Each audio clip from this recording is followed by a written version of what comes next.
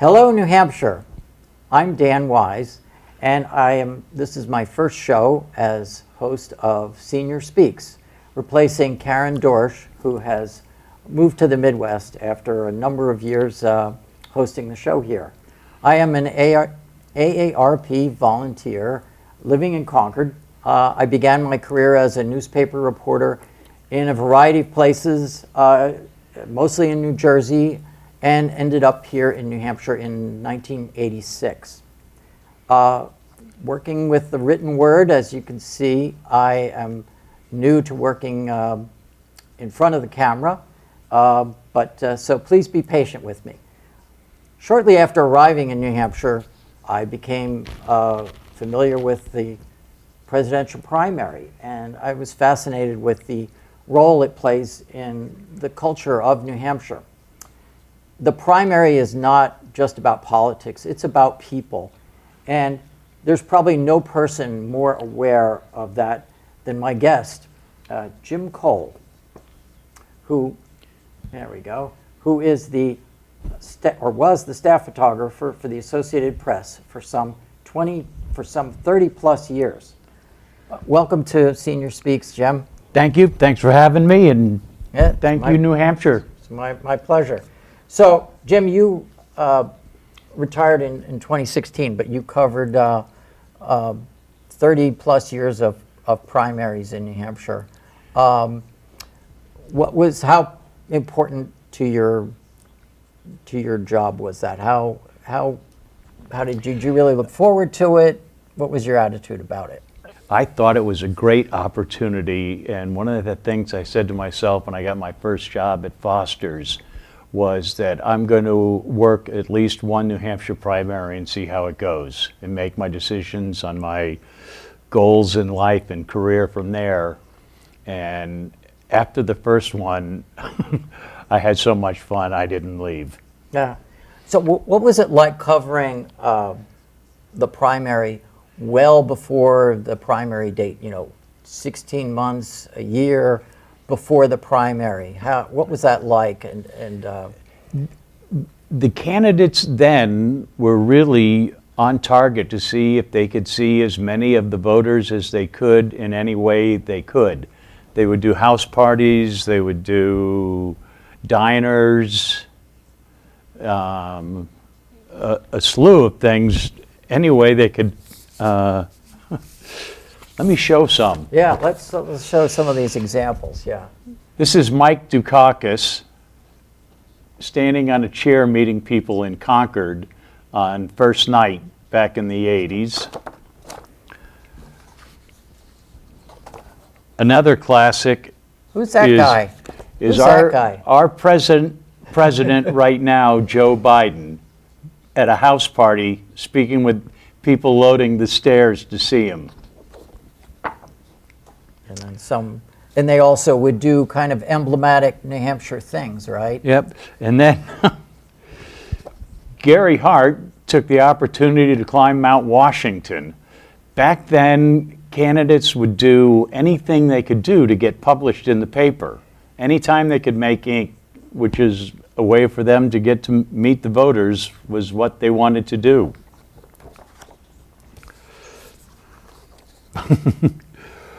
Poor Bruce Babbitt was trying to get to Iowa just before the caucuses. The weather delayed and he got stuck in New Hampshire for an extra day. Here he is trying to clear off his windshield.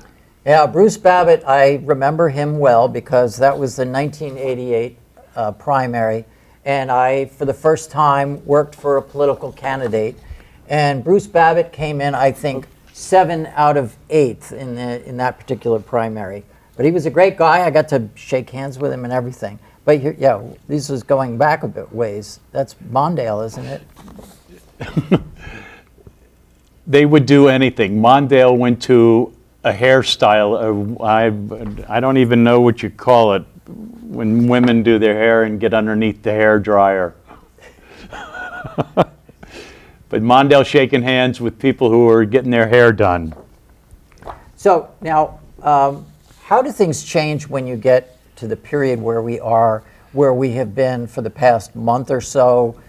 When we get into November and December and January, the final sprint, you've told me that, the press, you can be, in the beginning, you were the only photographer, the only reporter, at an event. But then you get to be, the press becomes a pack, and the photographers are a pack. How do you handle that at that point? Well, there's two things about that. One is, as the primary gets closer to being the primary, you get all your other news agencies, the LA Times, the Washington Post, the New York Times, ABC, NBC, CBS, they all send their crews up for at least the last week. After the Iowa caucus, everybody shows up. Now, even before that, with this new wave of news and everybody can video and put online and stuff, it's packed all the time. And these two will show that. This is Berman Supreme filing a while ago, and you can see all the people. This is way before the primary, and they're packing them in. So that's the Secretary of State's office. That's at the Secretary of State's office. And here's our former president filing before his first filing for the year that he won. And so this was the last primary that you covered, right? Yes. Yeah. And you told me that Donald Trump was a little different in the way he ran his campaign in New Hampshire. Could you tell us about that? In the olden days, everybody went to diners, house parties, and all of that. Donald Trump rented venues and was in control of the venue. And all he did was large gatherings. They were almost like they've been almost sort of like concerts. He would walk on the stage, give his speech, and walk off. Very rarely went into the crowd to shake hands. And it appears that that's the way the campaign is going now. That's what they're doing. What challenge did that pose to you as a photographer? It just made it harder to get pictures of the candidate with people. Yeah. But you just got to keep your eye on what you're doing. One example, well, I don't know where this fits into that story, but this is Pat Buchanan at the Harley Davidson sales place in Manchester, just getting on a bike. Yeah. And now, did you kind of had a rule about when there were a whole bunch of photographers there, what did you try to do to kind of differentiate yourself? Point while covering the campaign that I didn't want to be inside the loop or the gaggle or whatever you want to call it. So I decided that my goal was to cover the campaign and try and take pictures without touching another photographer. And it proves to have some advantage to it. I stayed outside of the room when Jeb Bush was about ready to campaign, and I caught this picture of him stretching before going in to see people. Yeah, yeah. And then there's another example that got you some pretty good. This is probably one of my favorite campaign pictures. George Bush the first did a press conference in Nashua where a World War II bomber was being flown from Europe, stopping in Nashua to refuel and go on its way to Texas. And George Bush got off the podium in front of the plane and walked into the plane, and all the rest of the TV and still photographers followed Bush onto the plane, and I decided to stay outside the plane and stay on the platform where I was and hope that something would happen, that I would get a picture. And to my luck, in this issue of Life magazine, if you have it in your closet, George Bush stuck his head out the window and gave a wave to the fans, to the crowd. And it's a double truck in Life magazine, for those of you who remember Life magazine. Doesn't get much better than that. That's great. That's great. So before we go on to maybe covering some of the other general news that you covered, as basically you were the AP's only staff photographer in New Hampshire for most of your time, Correct. right? Yes. Yeah. Now with what do you say is the kind of the difference between what you do and what a say a TV camera person does, somebody who's shooting video? How do you approach your job differently than a video photographer? For me, I am trying to find what they call a frozen moment in time. Mm-hmm. I have video, you have time where you can shoot along. In photography, you want to capture a moment. And the idea is to capture the best moment possible. Mm-hmm. Yeah. So now your career was a lot more than just the primary, and you covered some major news events. And this is kind of maybe an example, not a big news event, but this was sort of an example of an event where you were someplace where the other photographers weren't. Was this a covered bridge? This is a covered bridge between New Hampshire and Vermont, and these are the two governors, John Lynch on the left, and I forgot who the governor on the right is for Vermont, but I walked through the bridge and took a picture of the two of them signing a paper from behind. Yeah, and it kind of tells a story. So now you covered some big events, and you want to tell us about this is the floods in is it Ackworth? Alstead. Alstead, okay. And that was what, in the aughts sometime? That was like what, 2010? I don't remember. It was about, like 15 years ago or so, it seems to be. Yes, Yeah. at least 15. Yeah.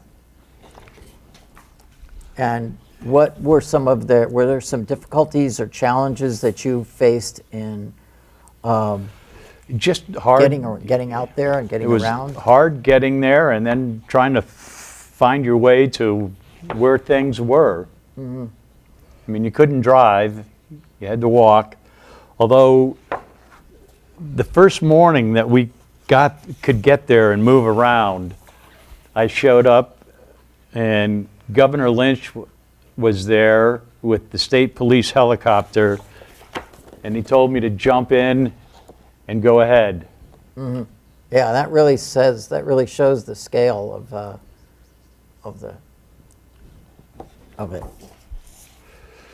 And south of Alstead, Hinsdale, it ripped the roads apart in the center of town. Mm-hmm. And so then sort of not every day, but this was kind of something you covered a number of these kinds of things, right? These kind So of I was rescues. at home chipping paint away on my house trying to paint it. And I got a phone call that said that there was a hiker who fell on Cannon Cliffs. So I put my paintbrush and tools down, grabbed my camera gear, and drove into Franconia Notch. When I got there, I ran into a Fish and Game officer at the bottom of the trailhead, and I asked him, what was going on, where is he? And he said they're sending a helicopter up from Concord right now. And I said, which is the quickest trail I can get to? And he looked at me and he said, you're not going to be a pain, are you? I'm not going to have to come up and shoot you.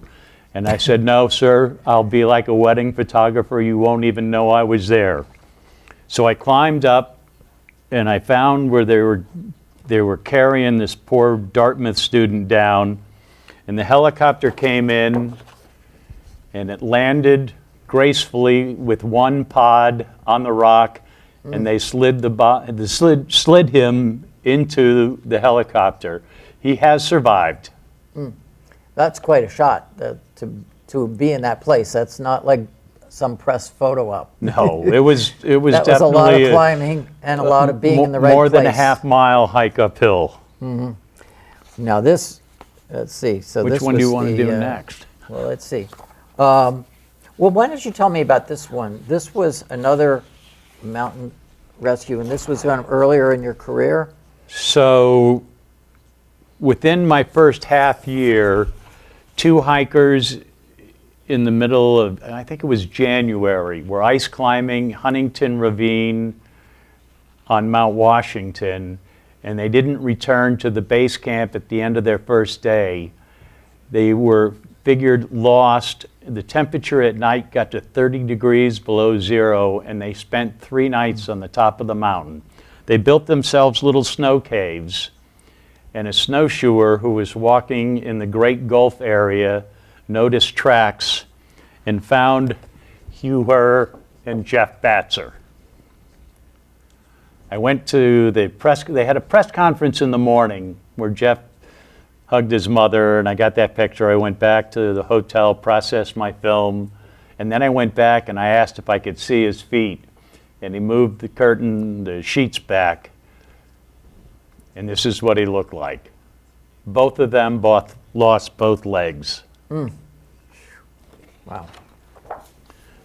Now, did you ever have a time where you got a bad reaction from a family for showing, or from somebody for showing too much of their story? No, but I have what I consider to be very strong ethics. My high school photography teacher taught me this, and I saved it forever. Don't ever take a picture you wouldn't show your mother. Wow. And I stuck by that. Yeah. Do you think there are is that not a common No, thing that's among definitely not photographers? common.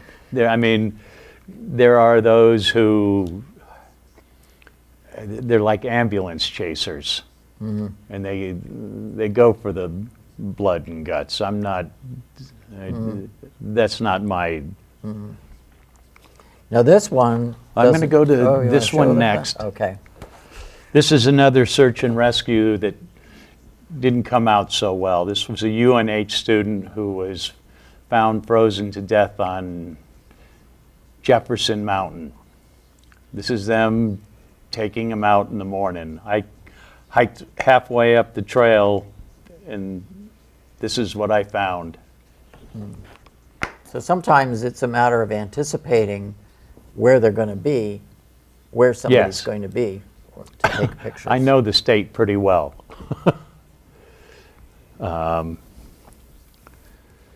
So next is, in breaking news, the Carl Draga event. Carl Draga is the one who shot the newspaper editor, the judge, and 2 police officers in Colebrook.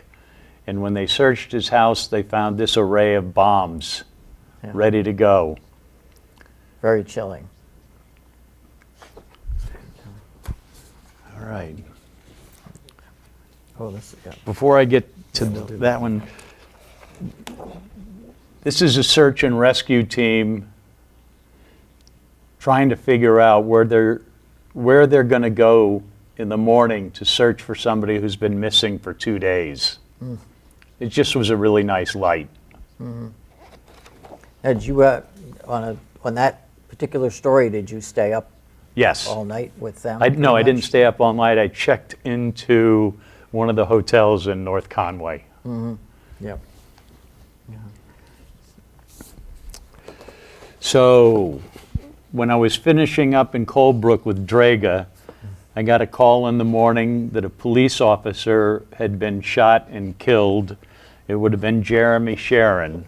And when they arraigned him, this is Chief Attorney General Prosecutor Mike Ramsdell and Attorney General McLaughlin trying to decide if they're going to go for the death penalty.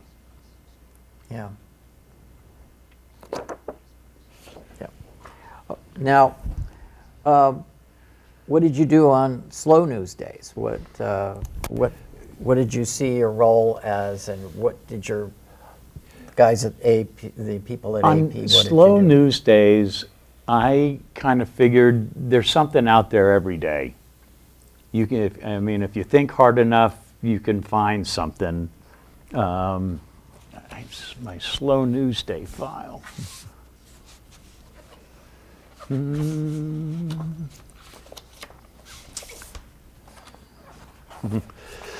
I like to get into the mountains a lot. And this is the upper falls of the Swift River in Albany, New Hampshire. Every spring, some of the best kayakers in the area come out to challenge this river, which is really fun to watch. Yeah. This one was not too long ago. This is our Halloween snowstorm. And this is at Gunstock, where the foliage is in perfect condition and there's a foot of snow. So these people hiked up the trail and skied down in October. And then this is a snowmobile snowcross down at Rockingham Park. I heard about it and I figured I'd just go down and see what I could do for pictures. Mm-hmm. That was pretty cool. Yeah. Then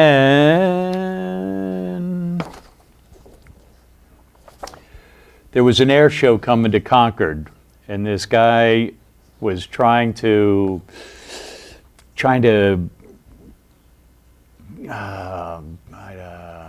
let people know about it, I guess is the best way to say it. And he offered a wing walk, and I accepted it. He let me stand on the wing of the plane when it took off and fly around Concord. And were you scared? No, I thought it was a really cool flight, especially when he turned. Wow. But the sad news is this gentleman and his daughter died a week later. He suffered something while he was flying and the plane crashed. Oh gosh, wow. The Nansen ski jump. You took some pictures up there. What happened when you went to do that? And if you're not familiar with the Nansen ski jump, it's an incredibly tall, and it looks rickety structure. I'm not sure how high it stands, but it was. Well, since I've been up there, I went up because they were going to redo it and get it back so it was jumpable. The steel part was still good, but all the wood was in bad shape. But I climbed up anyway to the end lift and started walking up a little bit, and I said, that's it, I'm not going any further, that's enough. But yeah, and on another slow news day, you went to Manchester, right? Well, Are you going to do that? Yeah. yeah. Yeah, a couple more, and then we'll. So in Manchester, they started this big hair day at the Verizon Wireless Arena, and I went and covered it. And So this was like a cosmetology exhibition competition? Yes. Yeah. And these are some of their dues.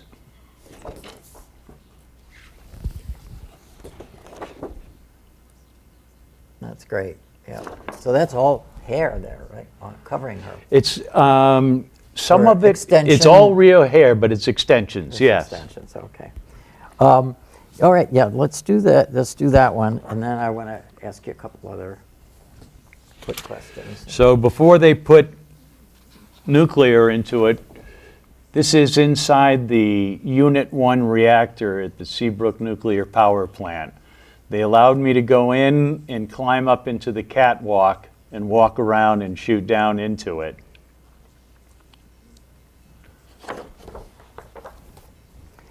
One of the things I wanted to ask you about is, before digital, you had a number of technical challenges because you would have to process the film before it could be used, and you were sometimes you were on location. You were far from your dark room in Concord. How did you handle that? Couldn't go to the drugstore and get pictures done. What I had was 2 suitcases. One suitcase held an enlarger, and the other suitcase, and they were small suitcases. I could carry them both real easy. The other suitcase had all my trays and chemistry in it, along with a staple gun and black plastic, and I could turn any hotel room into a dark room in less than 5 minutes. And I did a lot of my work in hotel rooms. Wow. So then when you made a print, how did you then transmit it to the AP network? So we have transmitters. You take the phone in your hotel room apart, and you find the 2 connections. When you speak, there's 2 wires for your speaking. You find those 2 wires, you unscrew the mouthpiece, take the vocal thing out, and twist your wires in, and make your phone call and send. And it took 8.5 minutes for a black and white photo. Yeah, yeah. So that kind of brings me to one of my last questions, is that today everybody has a robust camera on their phone, and taking pictures is very easy, and we take a million of them. Do you have any advice for folks about how to take a picture that's worth keeping, that people will remember?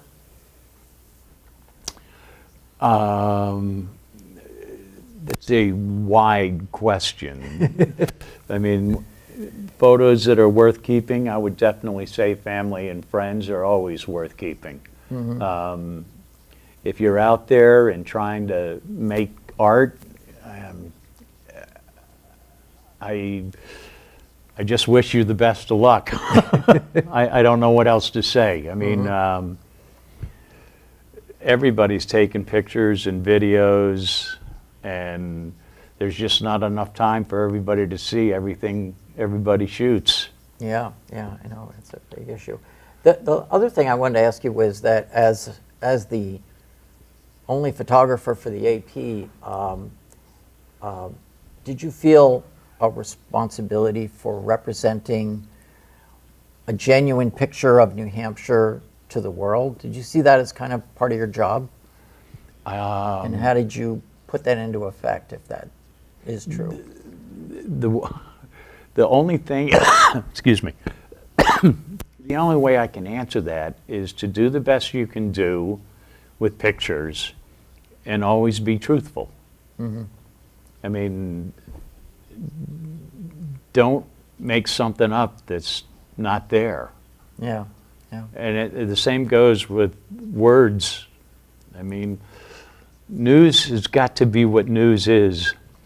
Mm-hmm. Don't do anything to make it more so you benefit from it. What happens, happens, and that's it. Yeah.